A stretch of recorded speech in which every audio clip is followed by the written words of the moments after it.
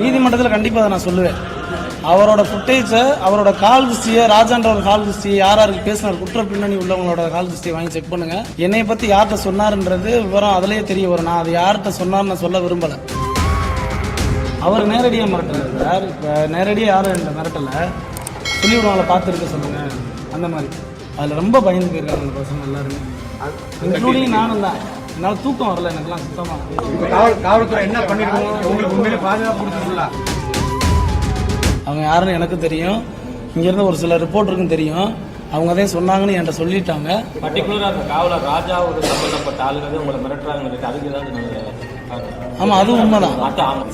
அது வந்து அவங்களுக்கு தெரியணுன்றக்காக தான் அந்த பேட்டி சொல்றேன். அவனுக்கு மனசு உறுத்தணும், அவனுக்கு இது தேக்கணும், அதோட வாயை மூடணுன்றக்காக நான் சொல்றேன். 30 செகண்டுக்கு மேல என்னென்ன நடக்கல? நான் உடனே வெளியே வந்துட்டேன்.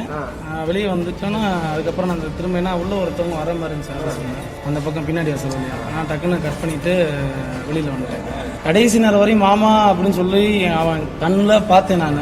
அவ்வளோதான். இதை மற்ற விஷயம் நான் சொல்லிடுறேன், அங்கே சொல்லிட்டேன். அவ்வளோதான். இந்த அவனுக்கு கொஞ்சமாச்சும் உறுத்தணுன்றக்காக தான் நான் சொல்கிறேன். இவங்களுக்கு கண்டிப்பாக கொடுக்கணும், ப்ரொடக்ஷன் கொடுத்தே அவனுக்கு கண்டிப்பாக. ஆனால் அந்த இளைஞர்லாம் ரொம்ப பயந்துருக்காங்க, கூடயே இருந்தவங்க அந்த சம்பவத்தில். அந்த நிகழ்வுலேருந்து வெளியே வர முடியாத சூழ்நிலையில் இந்த மாதிரி ஒரு பிரச்சனைகள் போலீஸுக்கு ஆப்போசிட்டாக போகும்போது அவங்களால மனசு வெளியில் சொல்ல முடியல, அவங்களால பேசவே மாட்டுறாங்க. அந்த மாதிரி சூழ்நிலையில் இருக்காங்க.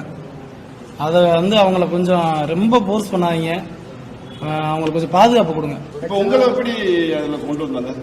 எந்த லிங்க்ல உங்களை அவங்க கொண்டு வராங்க? அது வந்து அவங்களுக்கு தெரியணுன்றக்காக தான் அந்த பேட்டி சொல்றேன். அவனுக்கு மனசு உறுத்தணும், அவனுக்கு இது தேக்கணும், அதோட வாயை மூடணுன்றக்காக நான் சொல்றேன். அவங்க யாருன்னு எனக்கு தெரியும், இங்கிருந்து ஒரு சில ரிப்போர்ட்டருக்கும் தெரியும். அவங்க தான் சொன்னாங்கன்னு என்கிட்ட சொல்லிட்டாங்க. அவங்க அண்ணே நீங்களே விசாரிச்சுக்கணும்னு சொல்லிட்டேன். உண்மைனா நீங்க கேட்டுக்கங்கன்னு சொல்லியாச்சு. 6 பேர் கைதாயிருக்காங்க. அதுல பர்டிகுலர் ராஜா மட்டும் சொல்ல என்ன காரணம்? ஏன்னா அந்த சொன்னாங்க பாத்தீங்கன்னா, சொன்னவங்க வந்து அவங்களோட சம்மந்தப்பட்டவங்கன்னா அவங்களோட கான்டாக்ட்ல இருக்கிறவங்க. ஏன்னா நீ அவரோட மொபைல் ஹிஸ்டரி நீங்க வாங்கி செக் பண்ணி பாருங்கன்னு சொல்லி நான் அதோட காவல்துறைக்கு திரும்ப ஒரு அழுத்தம் கொடுக்குறேன். நீதிமன்றத்தில் கண்டிப்பாக நான் சொல்லுவேன். அவரோட ஃபுட்டேஜை, அவரோட கால் ஹிஸ்டரியை, ராஜான்றவர் கால் ஹிஸ்டரி, யாருக்கு பேசினார், குற்ற பின்னணி உள்ளவங்களோட கால் ஹிஸ்டரி வாங்கி செக் பண்ணுங்க. என்னை பத்தி யார்கிட்ட சொன்னாருன்றது விவரம் அதுலயே தெரிய வரும். நான் அது யார்கிட்ட சொன்னார்னு சொல்ல விரும்பல. தொடர்ந்து இந்த வழக்கின் கோணங்கள் எங்கே செல்கிறது என்பதை காண பிஹைண்ட் வுட்ஸோடு இணைந்திருங்கள். நன்றி.